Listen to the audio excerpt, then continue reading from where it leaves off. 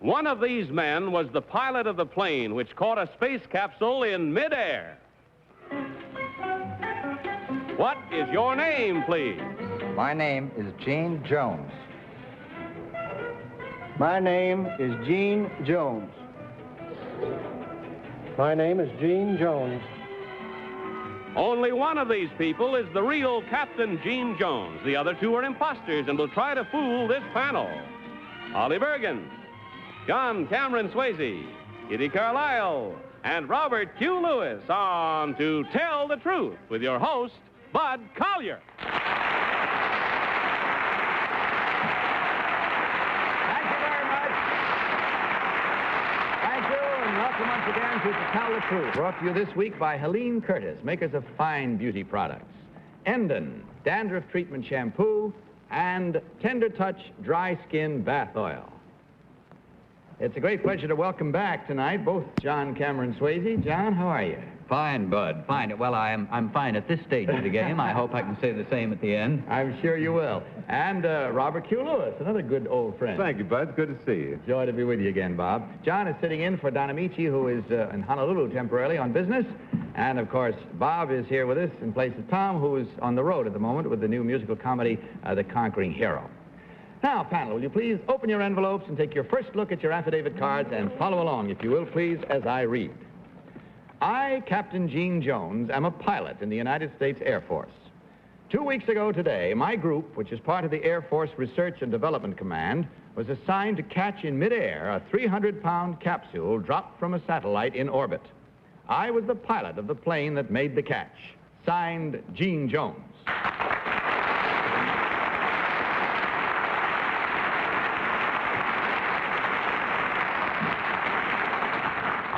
These three gentlemen, panel, you just heard, as did I, all claiming to be Gene Jones, intrepid Air Force pilot and missile catcher. Let's start this first round of questioning tonight with Polly Bergen. Polly? Thank you, Bud.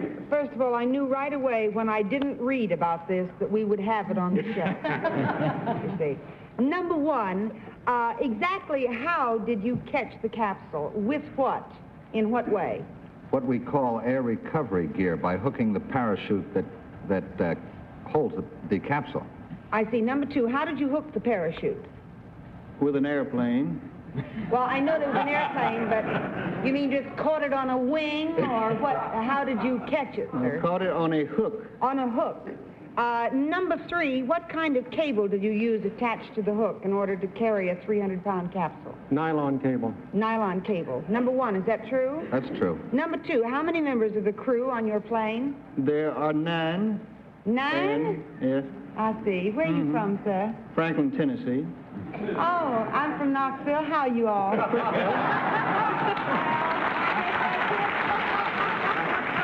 Well, you can carry on like mad a little later, but now, John Cameron Swayze. Number two, what type of plane were you in when you made the catch? C-119. About how fast is this object traveling when it hits your hook? About 130 miles an hour. Is there much of a shock? Do you get a reaction? In the plane, through the controls, you mean? Right. Yes. Number three, what kind of weather existed when you made this catch? Clear weather with an undercast at about 6,000 feet.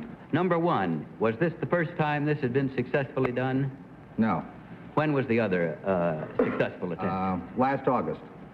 And what size satellite was involved in that case? Same size. Number two, how long have you... Kitty? Number two, the thing that interests me is who gives you the idea as to where to be, and how can you be there just at the right time? Well, it's tracked by radar until the first plane sights it. How far were you sight. from the first plane? How far Yeah. was I from the first plane? I was the first plane. You were the first plane? Yes. Well, number three, I don't understand how you can be right at the time when it's the catch. How do you do it? I can't catch a ball from 4 feet away. You follow a radio signal until you see the object falling, and then I see. fly And then when you towards it. see the object falling, you get on top of it in order to hook it from... You hook it from the poles and the devices hanging from the rear of the aircraft. And you're on top of the object. That's right. Supposing you went over it, what would happen? You would miss it. How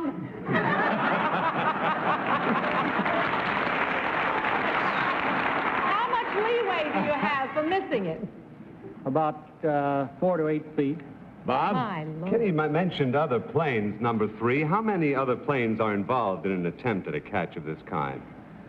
About 9 aircraft in the squadron and other types of detecting aircraft. Number 1, suppose the first plane, your plane, had missed the catch. Would the others have had an opportunity to go after the capsule? The first plane gets 2 passes, and if he doesn't get it on either one of those 2 passes, then the next in line follows. And number 2, was the very first pass the one that captured the capsule? No, I missed it on the first pass. You missed it on the first. And that's all we can do, so don't miss on your voting now, as without any consultation, you please mark your ballots. Voting as you do so for number 1, number 2, or number 3. And as is our custom, the team of challengers will receive $250 for every incorrect vote. All right, panel, mark your ballots. Everybody voted? All set? Polly, for whom did you vote? Oh, I have to go the other way, don't I? Did I start with you? No, I'm starting with you tonight. Start with It's all me. confusing. You know you're all in different order tonight. I know. Yeah, that's done to confuse me. Polly, for whom did you vote? Well, I'll vote as bad in this spot as I did in the other. I voted for number 3. I have no particular reason. I really wasn't up on the facts concerning the catching of the capsule. I liked number 2 because he's from Tennessee. But he said the parachute was, I thought he said it was dropping at 120 miles an hour. I don't know how you get a second chance. John Cameron Swayze, your vote, please. Well, Bud, I voted for number 2. I like Polly, and she liked number 2, although she didn't vote for him, and I thought that was reason enough for me. Kitty, what about your selection? Well, I think they're all absolutely marvelous. I voted for number 3 because his phraseology when he talked about the weather seemed rather obscure to me, and so I thought he knew a great deal about the subject. And Bob? Well, I went along. I'm afraid I'm part of this, I hope, right majority. I thought number 2 was too well briefed, and I didn't like one of those answers. Number 1, you never did get a chance, did you? So I voted for number 3. Number 3 is your vote. To be number 1. You know that. Because nobody voted for him. Well, let's find out, shall we? You've all recorded your votes, and we've made up our minds, and if you're playing with us at home, as of course we trust each week you do, why, let's find out now in our own particular moment of truth, shall we? Which one of these gentlemen is the real pilot missile catcher in the Air Force? So will the real Gene Jones please stand up?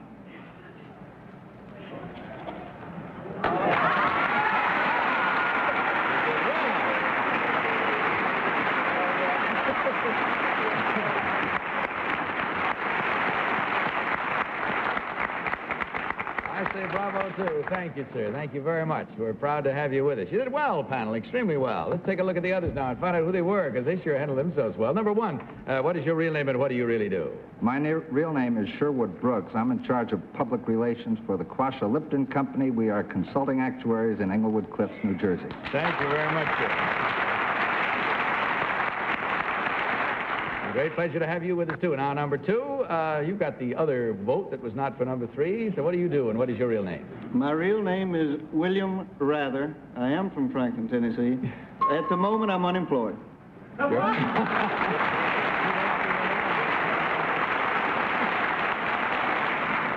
Well, it was good fun. And checking up on the score, we find there was only 1 incorrect vote, a total of $250 from Helene Curtis, and, of course, a gift package of all of the fine beauty products from Helene Curtis for your ladies. Thank you so much for being with us. Continued success to you, sir, tonight. God bless you. Panel, let's meet our next team of challengers.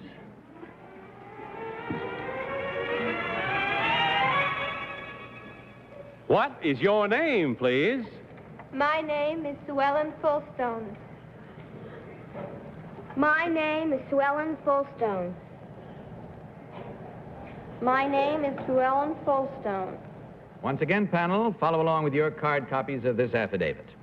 I, Sue Ellen Fulstone, though too young to vote, have very definite political convictions. During the recent presidential campaign, I spent $100 of the money I had earned raising sheep and bought television time to speak in favor of my candidate. Over the protest of my parents, I paid for and delivered a 5-minute television address in behalf of the now President-elect John F. Kennedy. Signed, Sue Ellen Fulstone. Three very young, very attractive ladies, I think you'll agree, panel. This time, each one claiming to be Sue Ellen Fulstone, Kennedy campaigner. Let's start this cross-examination with Kitty Carlisle. Kitty? Thank you, Bud.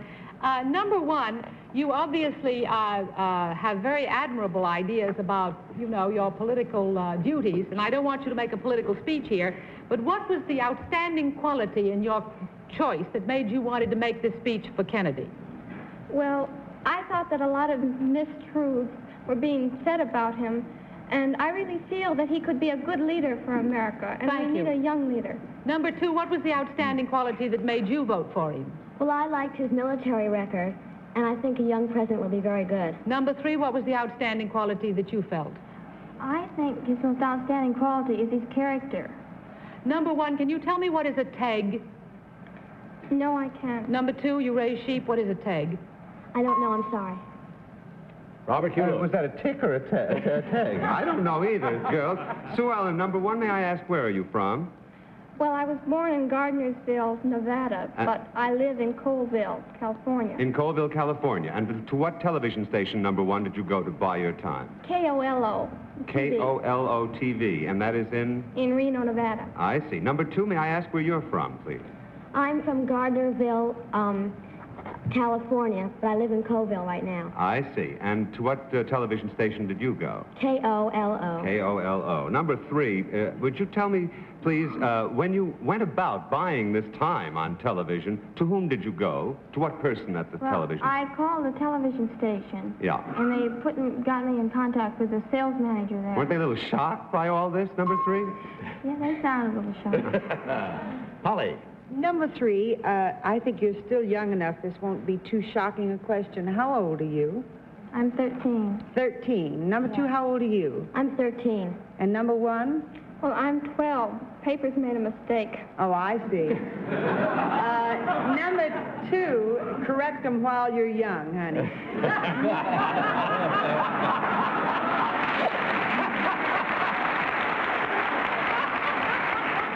Number two, do you feel that younger people should be allowed to vote? Do you think the voting age is too old? Well, it depends what age they are, really, and if they have good reasons to vote for who they want for president. I see. John? Number one, where did you get this idea of going on television?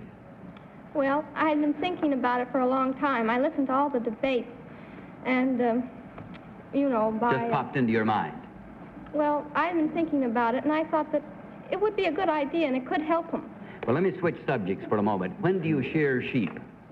In May. Only once a year? Well, you can shear them twice a year, but we only shear them once a year. About how much wool do you get off a full-grown sheep? Well, we get about 5 pounds. Number two, how about you? 5 pounds. That's about it. I'm sorry we have to leave the wool right where it is and get to our own wool gathering right now as we discover which one of these ladies is the right one, and you have to vote for that subject matter. So please do so. Mark your ballots. Without consultation, vote for number one, number two, or number three.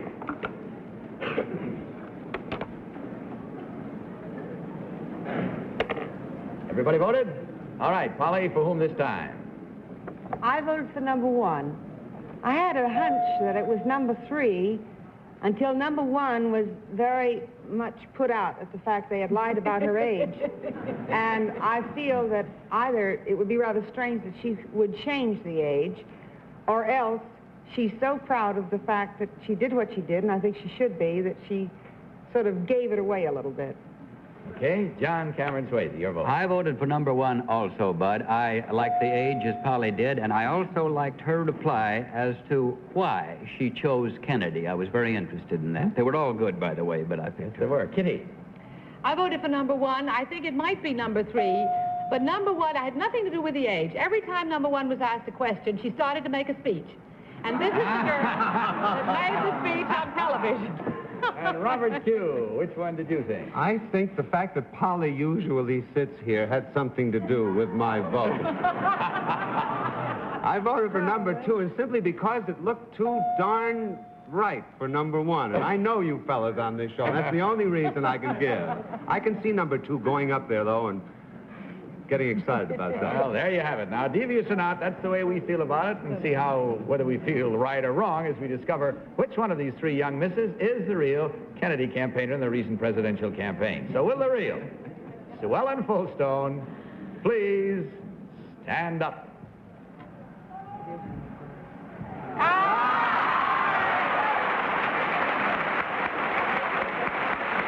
Fooled them completely.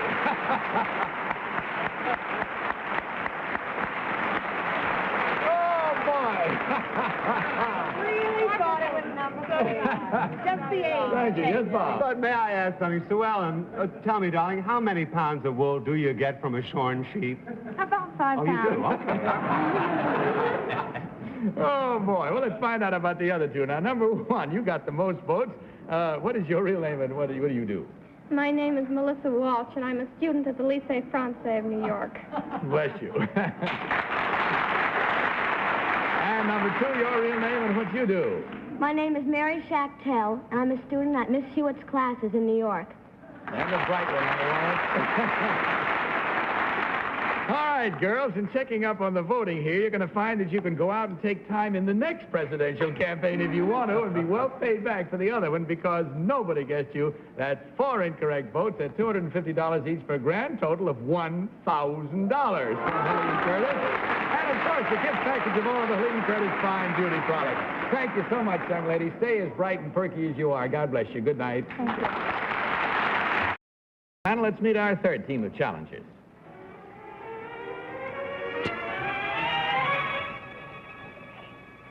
What is your name, please?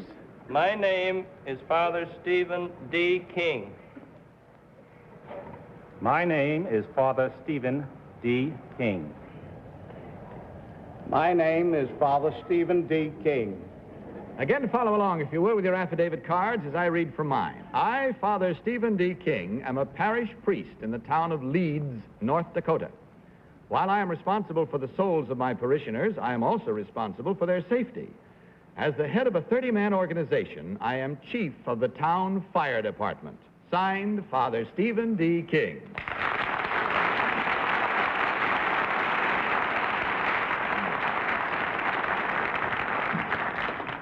3 double-duty gentlemen here, each one claiming to be Father Stephen King, priest and fire chief. And let's start this round with Robert Q. Lewis. Bob? Yeah, Bud, thank you. It's just a little bit confusing here. Father, you preach. I am sure Fathers 1, 2, and 3 on Sundays, and then you have to do with the fires on all the other days. I'm wondering how to put the two together. I would not like to be a parishioner who was in your bad graces, Father. Let me start with number 1. What is the capital, number 1, Father, number 1 of North Dakota, please? Bismarck. Number 2, who is the governor of North Dakota? Jones. Governor Jones. Number 3, the town of Leeds. Could you place that geographically for me? About 40 miles below the Canadian line in the middle of the state. Number 1, you have a 30-man organization in the town fire department. That looks like a pretty large organization. How many pieces of equipment do you have? 2. You have 2 pieces of equipment. Is this... Polly? Number 2, what are the ingredients of a fire distinguisher? Well, there are several types of fire distinguishers. You have One that's type. soda and water. Soda and water? That's right. Number 3, could you name me another type? Well, there's CO2. What is that, sir? That is used mainly to fight electrical fires. I see. Number 1, what kind of equipment do you use for a major fire? Well, you would use water for a major fire. Water. Number 2, there's something else that's used particularly to put out oil fires. Foam. What is it, sir? Foam. Foam. What is that made up of? I mean, is it created? Well, I can't give you the different ingredients. It's a combination of many chemicals. I see. And it smothers the fire. John? Well, Father number 1, it would seem to me that a parish priest has his hands full. How did they happen to name you the chief of police? Well, first of all, I'm not the chief of police. No, fire, excuse me. I'm thinking of fire and saying police. Well, they have elections in the department, and the people in the town who are interested in firefighting join the volunteer fire department, and then eventually they choose one out of the group to be chief. And the lightning struck you? Yes. Well, the most honest man. Of course. There's a fire during Mass. Well, I've just been prompted. I think it's a very good question, too. Number 2, what does happen if there's a fire during Mass? Mass comes first, and the officers then take over. We have a staff of 5 officers. I'm just... You're prepared for that. Kitty. Number 3, the present Pope's name is John. What is his number? John the 23. one. Number 1, what is a papal nuncio?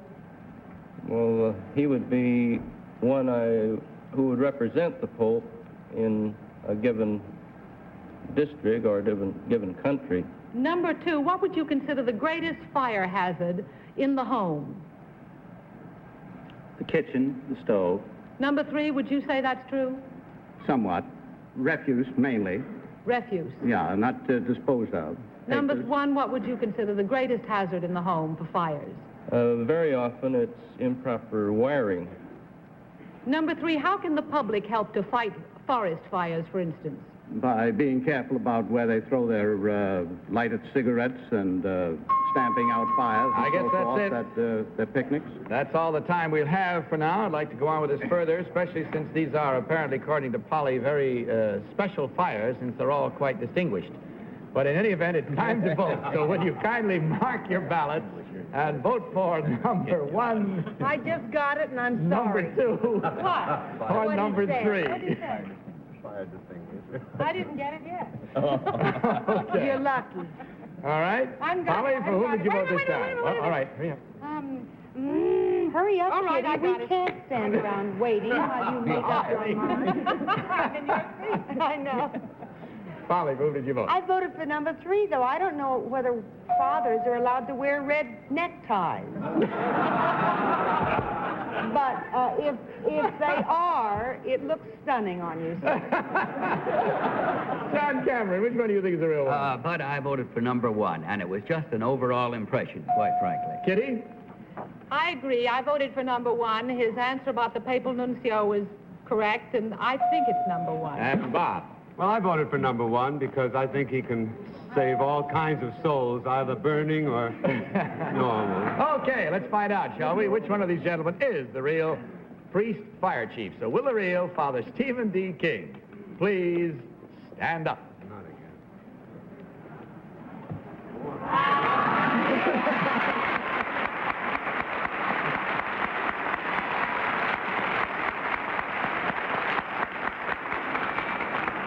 Thank you, Father. If you're going to fight fire, you might as well fight them everywhere, right?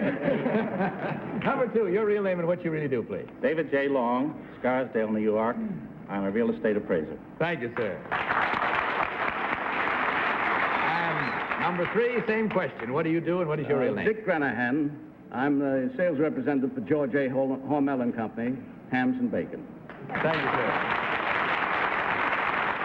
And when we check up on the score, we find there was only 1 incorrect vote this time. Panel did much better. And that, of course, means $250 from Aline Curtis, and we thank you very much for being with us, gentlemen. Good night, and God bless you. I didn't know that. We're just trying to convince fire Polly. distinguisher? Hey, but you said, Polly, fire distinguishers. Are you sure? Yes, ma'am. You were talking about a distinguished Hey, I forgot to ask him if they are allowed to wear red neckties, even though he wasn't the real one. Well, we'll find out for you, right? But I after think this. I asked someone. I think they said that he could wear that he did wear a regular fireman's uniform. Oh, sure. When Oh, he fought sure. in- Sure, he'd have to. Because I of think course. he'd trip over the skirt with the hoses. And everything. Well, you got to admit he's a great guy.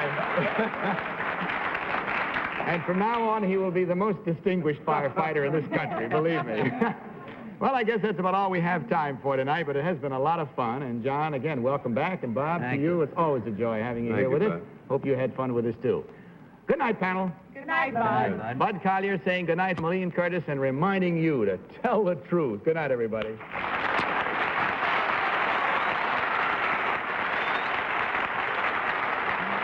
To Tell the Truth is a Mark Goodson, Bill Todman production in association with the CBS Television Network.